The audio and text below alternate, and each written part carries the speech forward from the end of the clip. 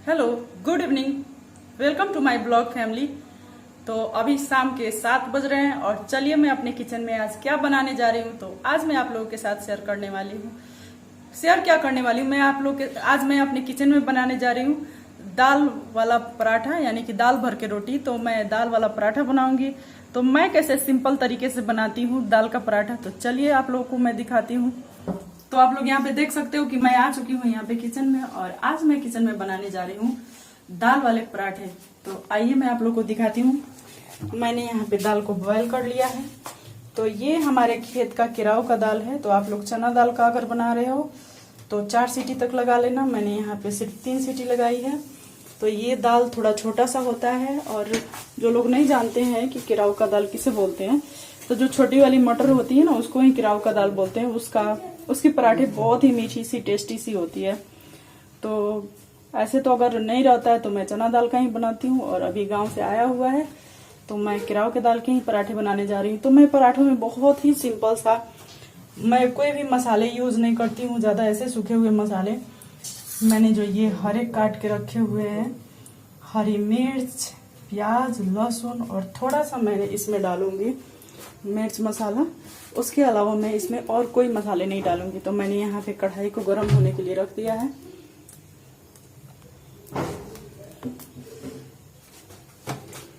तो यहाँ पे हमारा कढ़ाई हो रहा है गर्म।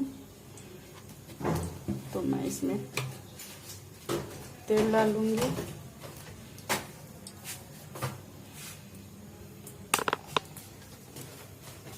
तो मैंने यहाँ पे पहले ही आटे को सेट होने के लिए यहाँ पे थोड़ा सा अजवाइन और काला नमक डाल के मैंने आटे को मिला के रख दिया है, ताकि थोड़े देर में वो आटा बहुत ही अच्छे से सेट हो जाए। और यहाँ पे हमारा तेल अब गर्म होने लगा है। तो मैं आपसे बार बार कहती हूँ कि जब हम सरसों के तेल में कोई भी चीज बनाते हैं तो तेल को अच्छी तरह से गर्म हो जाने दें, नहीं तो तेल के जो कच्चापन का स्वाद होता है ना, वो आ जाता है। तो थोड़ा सरसों के तेल को थोड़ा ज्यादा देर तक गर्म करना पड़ता है।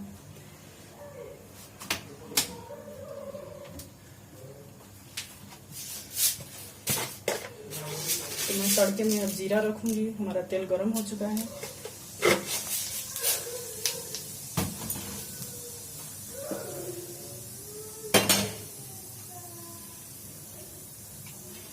तो अब हमारा जीरा भी चटक गया है। तो अब मैं डालूंगी इसमें हरी मिर्च,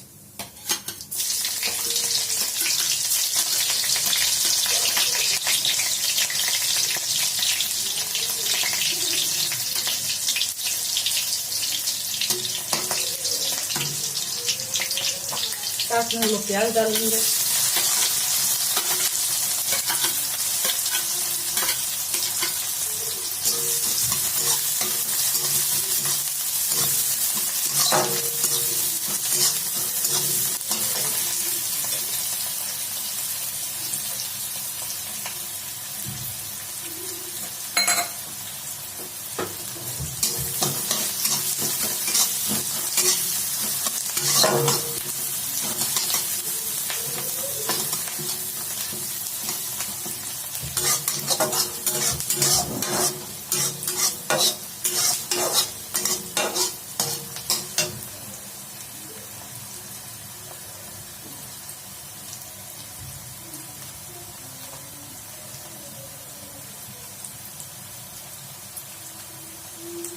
तो यहाँ पे हमें प्याज को बहुत ज्यादा लाल नहीं करना है। यहाँ पे हमारा प्याज नरम हो जाए, थोड़ा सा हल्का गोल्डन ब्राउन हो जाए तो हो जाएगा। बहुत ज्यादा हमें प्याज को पकाना नहीं है, सिर्फ सॉफ्ट हो जाएगा तो हो जाएगा।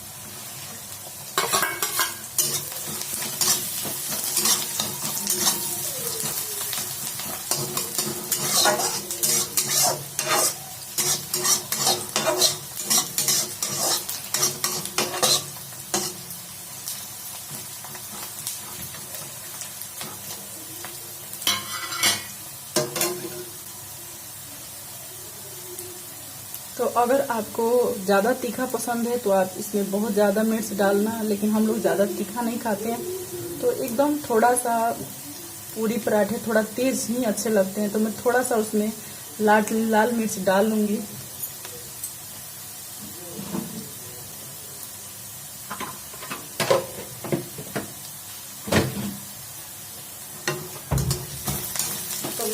पे थोड़ा सा लाल मिर्च डाल दिया है।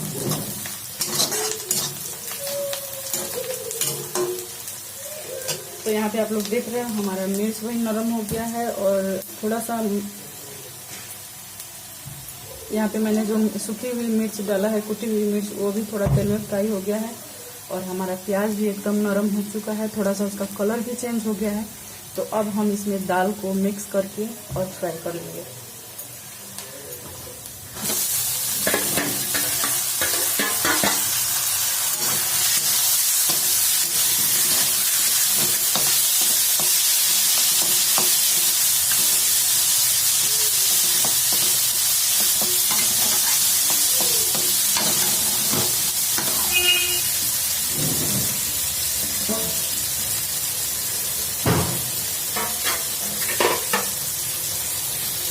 तो यहाँ पे हम लोग 10 मिनट तक इसे मीडियम फ्लेम पे पका लेंगे ताकि दाल अलग अलग हो जाए और सारे मसाले अच्छे से मिक्स हो जाए। आप लोग देख सकते हैं कि हमारे मसाले फ्राई हो चुके हैं, दाल भी फ्राई हो चुकी है और हमारी दाल अब अलग अलग आप लोग को नजर आ रहे होंगे। तो मैं इसमें अब नमक डाल लूंगी। तो नमक आप स्वाद अनुसार नमक डालें। तो नमक डाल के और थोड़ी देर के लिए इसको पका लेंगे ताकि नमक अच्छे से इसमें मिल जाए। तो अब आप लोग को दिख रहा होगा कि हमारा नमक मिल रहा है इसमें, हमारी दाल अलग अलग हो चुकी है।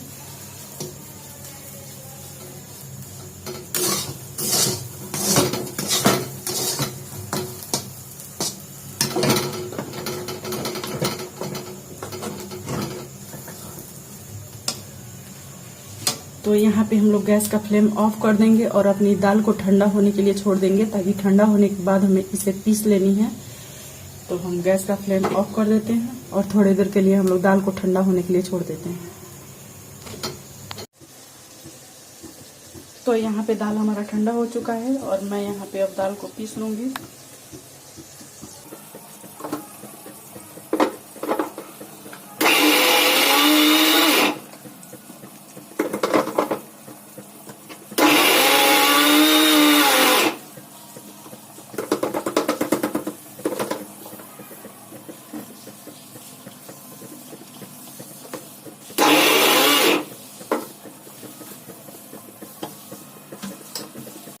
तो यहाँ पे मैं पराठे बनाना शुरू कर दिया है।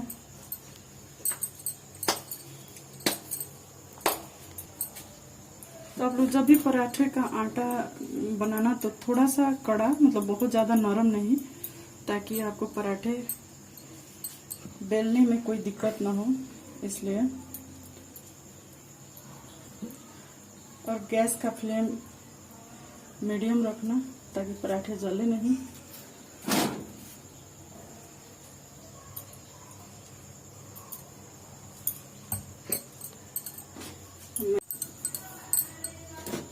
तो ऐसे थोड़े थोड़े करके हम लोग पराठों में तेल लगा लेंगे। अगर आप लोग ज़्यादा तेल खाते हैं तो ज़्यादा लगा लेना।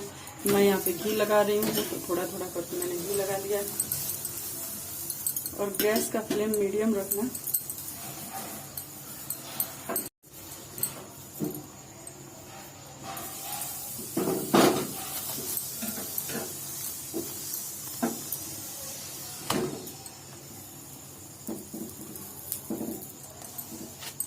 तो अच्छी तरह से आप लोग उलट पलट के दोनों तरफ सेक लेना।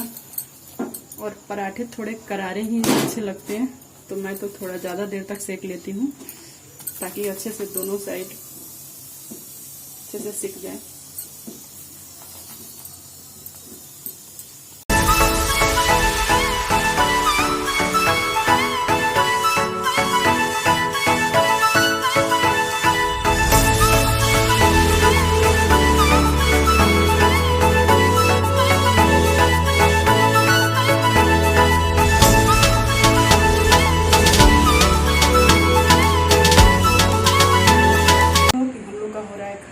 और यहाँ पे खाने में है परवल की मसालेदार सब्जी, कुंदरू का भुजिया, आम और दाल वाले पराठे। तो आप लोग भी आ जाओ। और हेलो गाइस, मैं यहाँ पे बैठ चुकी हूँ। एक छोटा सा चुटकुला कहिए, छोटा सा हास्य कहानी कहिए, वो लेके मैं बैठी हुई हूँ। तो मैं आज आप लोगों के पास हम लोग के आसपास होने वाली घटनाओं से ही बहुत ही एक मजाकिया घटना हुआ जो लेके मैं यहाँ पे बैठी हुई हूँ। तो हमारे समाज में औरतें अपने हस्बैंड का नाम नहीं लेती हैं, वो अपने हस्बैंड का नाम नहीं रख सकती। ऐसा माना जाता है कि अगर पत्नी अपने पति का नाम रखेंगी तो पति का आयु कम हो जाएगा। ऐसा कुछ नहीं होता है, लेकिन हमारे समाज के बहुत ही पहले से ये परंपरा चली आ रही है। तो इसी पे रिलेटेड मैं एक कहानी आप लोग के साथ आज शेयर करने जा रही हूँ। तो हुआ यूँ कि हमारे मधेश या बिहार के बहुत सारे लोग दिहाड़ी मजदूरी के लिए जाके बाहर काम करते हैं। जैसे कि यहाँ के बहुत सारे लोग काठमांडू रहते हैं, दिल्ली रहते हैं, कलकत्ता रहते हैं। उसी तरह से मेरे एक पड़ोसी गए दिल्ली काम करने के लिए। तो आप लोगों को पता है कि मैं इंडिया से हूँ, तो हमारे यहाँ से तो बहुत सारे लोग दिल्ली जाते हैं। तो वो दिल्ली गए काम करने के लिए। तो जब वो दिल्ली गए तो उनकी नई नई शादी हुई थी और उन्होंने अपनी बीवी को छोड़ के गया। तो उन्होंने अपनी पत्नी से कहा, उनकी पत्नी 4-5 क्लास तक पढ़ी हुई थी, तो उन्होंने अपने पत्नी से बोला कि तुम मेरे लिए चिट्ठी लिखना। तो आजकल की तरह उस टाइम में तो फ़ोन नहीं था, आज तो सारे के कोई के हाथों में फ़ोन है। तो उनकी वाइफ उनके लिए चिट्ठी लिखी। चिट्ठी में उन्होंने अपना पूरा एड्रेस लिखा और जहाँ उनको भेजना है उनका भी एड्रेस लिखा। लेकिन मैं पहले आप लोगों को बताई कि हमारे समाज में औरतें अपने पति का नाम नहीं लेती। तो वो जहाँ अपने मतलब उनको चिट्ठी भेजना था अपने पति का नाम लिखती, तो लिखने के बाद तो वो उच्चारण हो जाता ना। हम लोग जो शब्द लिखते हैं वो तो मेरे मतलब अपने मुंह से उच्चारण हो जाता है वो सब। तो उन्होंने अपने पति के नाम से रिलेटेड एक सिंबल बना दिया उस पर और चिट्ठी उन्होंने डाल दिया। एड्रेस सही था, चिट्ठी तो पहुंच गया। लेकिन चिट्ठी जब वहाँ पहुँचा तो डाकिए के पास पहुँचा तो वो चिट्ठी वो किसको दे, क्योंकि एड्रेस सही था पर नाम ही नहीं था। तो जहाँ उनको देना था दिल्ली में उस जगह पे तो चिट्ठी पहुँच गया, लेकिन किसको दे वो चिट्ठी। और वहाँ पे जो भाई साहब गए हुए थे दिल्ली में, वो रोज़ रोज़ डाकिया को जो चिट्ठी देने आता था उससे पूछा करते थे कि भैया मेरा चिट्ठी नहीं आया है। तो उन्होंने बोला कि भैया तुम रोज़ पूछते हो, अगर तेरा चिट्ठी आएगा तो मैं तुम्हें ज़रूर दे दूँगा। तो एक दिन वो चिट्ठी लेके मतलब उनके एड्रेस पर तो पहुँचे पर नाम नहीं था। वो चिट्ठी वो दे किसको, तो उन्होंने जैसे ही उनको देखा तो उन्हें लगा कि ये फिर से पूछेगा कि मेरा चिट्ठी आया है कि नहीं। और सही सवाल उनके दिमाग में चल रहा था। वो जैसे डाकिया को देखे भाई साहब, वो पूछ दिए कि भैया मेरा चिट्ठी नहीं आया है। तो वो चिट्ठी लेके घूम के परेशान हो चुके थे। तो उन्होंने बोला, लो भैया ये जिसका भी चिट्ठी है एड्रेस यहीं का है पर इस पे नाम नहीं है, तुम अपना समझ के पढ़ लेना। जैसे ही भाई साहब के हाथ में वो चिट्ठी पड़ी, वो खुशी से नाच उठे और बोले कि अरे भैया ये तो मेरा ही चिट्ठी है, तुम कहाँ लेके घूम रहे हो, ये मेरा ही चिट्ठी है। बेचारा डाकिया बड़ा हक्का बक्का रह गया। उसने पूछा कि आपको कैसे पता है कि ये भैया तुमको कैसे पता कि ये तेरा चिट्ठी है। तो उन्होंने बताया कि अरे यहाँ दिख नहीं रहा, मेरी बीवी ने मेरा नाम लिखा है।